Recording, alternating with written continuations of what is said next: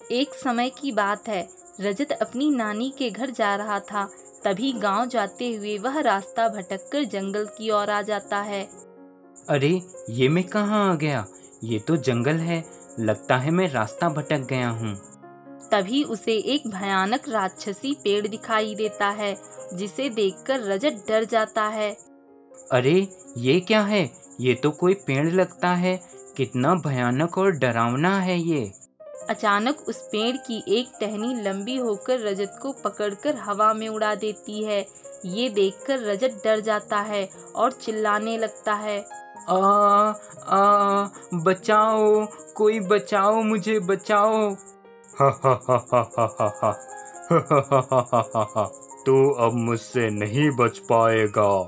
हा हा हा हा हा हा हा हा। मैं तुझे खाऊंगा। बहुत दिनों बाद आज खाना मिला है। हे भगवान, लगता है आज मेरी जिंदगी का आखिरी दिन है। ये राक्षस मुझे खा जाएगा।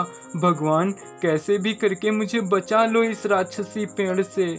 राक्षसी पेड़ उसे खाने ही वाला होता है कि तभी वहां साधु आकर पेड़ की उस टहनी पर अपनी शक्ति का प्रहार करता है और राक्षसी पेड़ रजत को छोड़ देता है। साधु, तू कब तक लोगों को मुझसे बचाएगा? तभी रजत साधु से कहता है। साधु महाराज, आपका बहुत बहुत धन्यवाद। आपने मेरी जान बचा ली, वरना मैंने तो सोचा कि आज मैं जिंदा नहीं बचूंगा। ये राक्षसी पेड़ मुझे खा ही जाएगा। तुम चिंता मत करो बेटा। इस राक्षसी पेड़ ने आज से पहले कई बार ऐसा करने की कोशिश की है, पर मैं इसे कभी इसके मकसद में कामयाब नहीं होने दूंगा। यहीं कुछ दूर मेरी कुटिया है, जहां मैं रहता हूं, और इस रास्ते पर गुजरने वाले हर व्यक्ति की जान बचाना ही मेरा काम है। मैं तुम्हें कुछ नहीं होने देता। पर साधु महाराज, मुझे कुछ समझ नहीं आ रहा, ये पेड़ राक्षसी क्यों है और यहाँ से गुजरने वाले हर व्यक्ति की जान आप क्यों बचाते हो? बेटा, मैं जानता हूँ तुम्हारे मन में बहुत सारे सवाल हैं, पर अभी बहुत शाम हो गई है। तुम घर जाओ, तुम्हारे सारे सवालों का जवाब मैं फिर कभी दूंगा। ये कहकर साधु चला जाता है। रजत भी अपनी नानी के घर आ जाता है। रजत के नाना और नानी रजत को देखकर बहुत खुश होते हैं। अरे मेरा बेटा रजत, तू आ गया। कैसा है मेरा बेटा? अरे रजत बेटा, कई दिनों बाद आज तुम्हें देखकर बहुत खुशी हुई। कैसे हो बेटा? नाना जी, नानी, मैं बहुत अच्छा हूँ। आप लोग कैसे हैं? नानी, बहुत भूख लगी है, मुझे आपके हाथ का खाना खाना है। हाँ हाँ, क्यों नहीं, मैं अभी अपने बेटे के लिए अच्छा खाना बना कर लाती हूँ। नानी खाना लाती है। खाना खाते हुए नानी रजत से कहती है। रजत, बेटा रजत, खाना और ले लो। पर रजत नहीं सुनता, वह सोच में डूबा होता है। तभी रजत के नाना कहते हैं। रजत, बेटा रजत। हाँ नाना जी, क्या बात है, कहिए। बेटा, कहाँ खोए हुए हो? क्या सोच रहे हो? तुम्हारी नानी तुमसे खाने को पूछ रही हैं।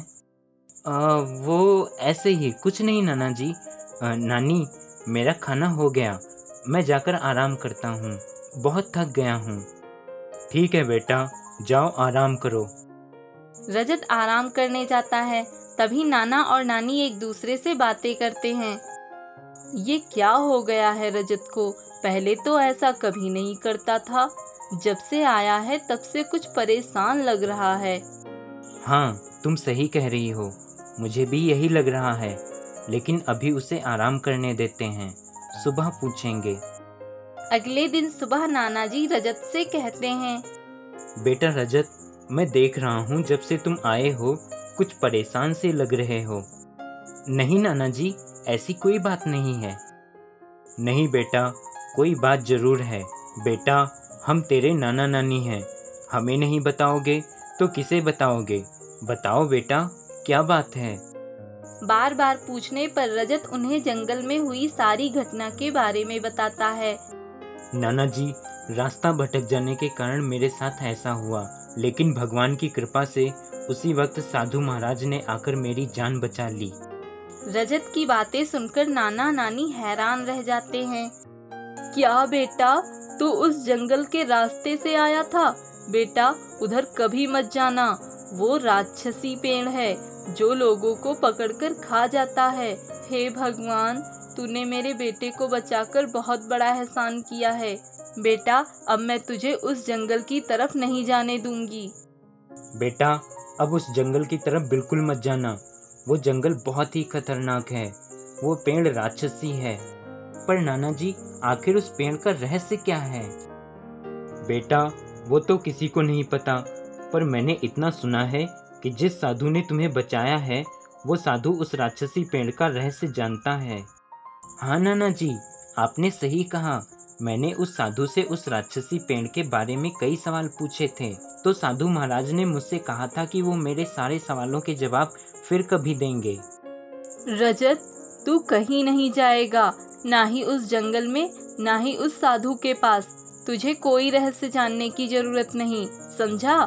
क्योंकि मैं नहीं चाहती मेरे नाती को कुछ हो। हाँ बेटा, तुम्हारी नानी सही कह रही हैं, तुम इन सब में मत पड़ो।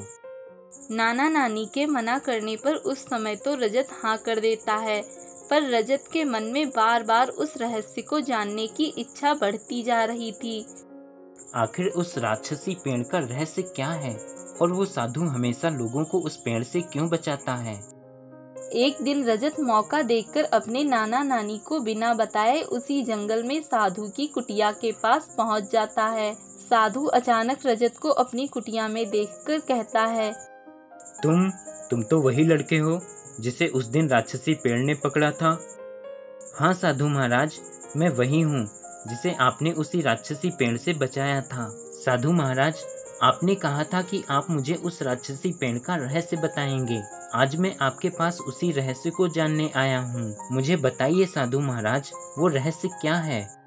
बेटा, तुम मुझे भले और अच्छे इंसान लगते हो, इसलिए मैं तुम्हें वो रहस्य बताने जा रहा हूँ जो मैंने कभी किसी को नहीं बताया।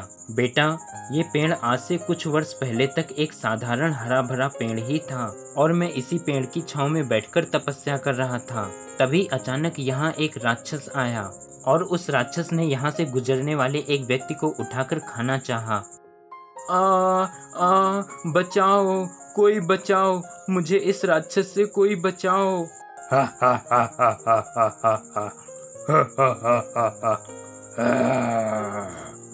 कौन बचाएगा तुझे? मैं तुझे खाऊंगा। मैं पास में पेड़ के नीचे ध्यान में बैठा यह सब देख रहा था। वह राक्षस उस व्यक्ति को खाने ही वाला था। तभी मैंने उसे रोका। रुक जा राक्षस, मैं तुझे इस मनुष्य को खाने नहीं दूंगा।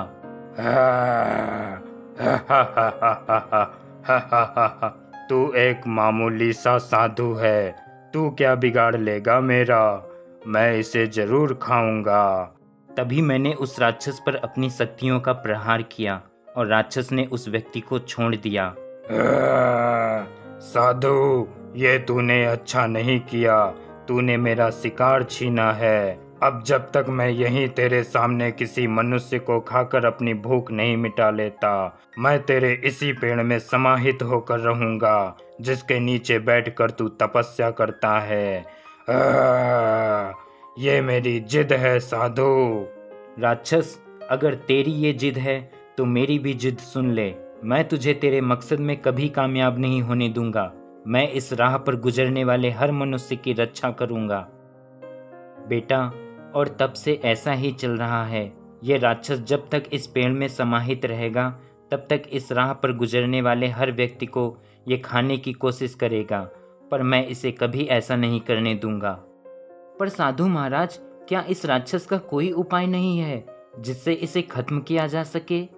हाँ, इसका एक उपाय है। यहाँ से कुछ दूर इसी राक्षस की एक गुफा है। उस गुफा में एक कुल्हाड़ी और एक पत्थर रखा हुआ है। अगर कोई वो कुल्हाड़ी और पत्थर ला सके तो उस कुल्हाड़ी को इस पेड़ पर मारने से ये राक्षस पेड़ से अलग हो जाएगा, और उस पत्थर को तोड़ने से ये राक्षस भस्म हो जाएगा, क्योंकि उस पत्थर में ही इस राक्षस की जान है। साधु महाराज, अगर आपको ये उपाय पता था तो आपने इसे पहले क्यों नहीं किया?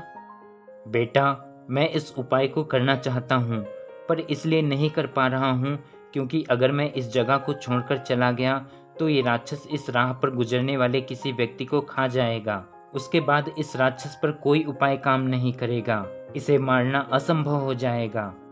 ठीक है, अगर ऐसी बात है तो मैं जाऊंगा उस गुफा में कुल्हाड़ी और पत्थर लेने। ये कहकर रजत राक्षस की गुफा में जाता है, जहाँ एक कुल्हाड़ी और पत्थर रखा होता है। लगता है यही वो कुल्हाड़ी और पत्थर है जिसके बारे में साधु बता रहे थे। रजत उस कुल्हाड़ी और पत्थर को लेकर साधु के पास आ जाता है। साधु महाराज, देखिए मैं कुल्हाड़ी और पत्थर ले आया। धन्यवाद बेटा, आज तुम्हारी वजह से इस राक्षस का अंत हो सकेगा। बेटा, तुम इस कुल्हाड़ी को इस पेड़ पर मारो और जैसे ही राक्षस इस पेड़ से अलग होगा मैं इस पत्थर को तोड़ दूंगा। साधु के ऐसा कहते ही रजत उस कुल्हाड़ी को पेड़ पर मारता है और तुरंत राक्षस पेड़ से निकलकर अलग हो जाता है। ये क्या किया तुमने? मुझे पेड़ से अलग कर दिया। अब मैं तुम दोनों को नहीं छोड़ूंगा। राक्षस, अब तेरा खेल खत्म।